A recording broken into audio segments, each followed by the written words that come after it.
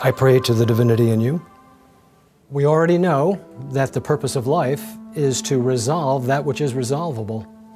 Forces that have come from the unconscious into the conscious mind. To understand how to do that, we use the wheel as an analogy. We want to take actions in the world that bring about consequences that can resolve that which is resolvable. In an analogous way, we want to turn the wheel. But the wheel will not turn unless it has spokes. And if we put spokes in the wheel, if we can turn the spokes, the wheel will turn. That is analogous to taking an action. And what are the spokes of the wheel? The wheel itself really is what? It's the body.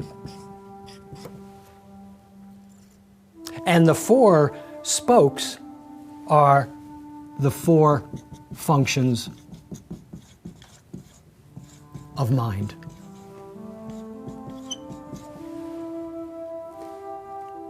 Now remember, the mind moves first before the body can take an action. If I asked you to raise your hand, before you could raise your hand, you first have to entertain a thought. The mind moves first, then the body moves. This is critically important to understand. The mind moves first, the body follows. So these four functions of the mind, illustrated by these spokes, they move before the body moves. So what are these four functions? The first is called manas. And manas has the Sanskrit prefix man. It means to think. The human being is a thinking being. And the manas acts as an importer and an exporter. Okay? And for that project, the manas employs the five senses. The manas is that function of the mind that engages the senses to look, smell, taste, hear, and touch, and bring information back into our awareness so that we can determine what kind of action we're going to take, or if no action is going to be taken at all. That's what the manas does. Engages the senses to go out into the world, to look and smell and taste and hear and touch. The second function of the mind is the ego. The ego, we learned, is called in Sanskrit aham kara. It's the I maker. Anything which separates us from our essential nature, sat, chit, anand, eternal, consciousness, wisdom, and bliss. That spirit that is within us, that is us, having this human experience. And the ego is always dividing things up. Dividing things up between good and bad, pleasant and unpleasant. The next function is called chitta. The chitta is our unconscious mind. This is the chitta, the unconscious, the storehouse of all of our merits and demerits, everything we deem essential for self-preservation.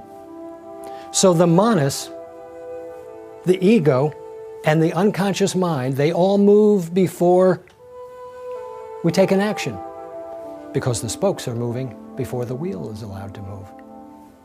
So once the manas engages the senses, and the ego weighs in what it deems essential to self-preservation, it says, oh, this is good, let's do that. It reprises a memory of pleasure. Let's not do that, that's bad, that's unpleasant. That's a memory of pain. And the unconscious portion of the mind, that weighs in too. Then the manas puts on a three-piece suit. Looks just like Perry Mason. And in front of the jury, that would be us, our consciousness, the manas summarizes what the mind functions have just found. And basically the manas says, look here, we have two choices. We have alternative A, and A has these consequences, and we have alternative B, and B has these consequences. Kindly make a decision and take an action. Then, the manas that has engaged the senses to go out into the world, the ego that weighs in what's pleasant to what's unpleasant, what's good, what's bad, the unconscious mind weighing in based on habit that is stored there. Then the manas says, look, you have two choices. You have alternative A and you have alternative B. These are the consequences of A, these are the consequences of B. Kindly make a decision and take an action. Then the mana says you have two basic choices, A or B, A or B, A or B, A or B. It gets annoying, doesn't it? It drains your battery. It's exhausting. Why is it so exhausting? Because the manas and the senses, the ego and the unconscious mind have no power to discriminate, determine, judge, or decide. So we keep on asking the question, should I do it or should I not do it? Should I do it or should I not do it? Should I do it or should I not do it? There might be an expert that I know or a friend. Do you think I should do it? We ask someone else, should we do it or should we not do it? Rather than counseling within, you see. But actually, the manas and the senses and the ego and the unconscious mind have provided us some very good information about the world. You see? And you see, sometimes the senses are correct, even though the senses have a limited perspective. Sometimes the ego is correct, even though the ego has a limited perspective. Sometimes the unconscious mind, our habit patterns, have the appropriate perspective, even though it might be limited.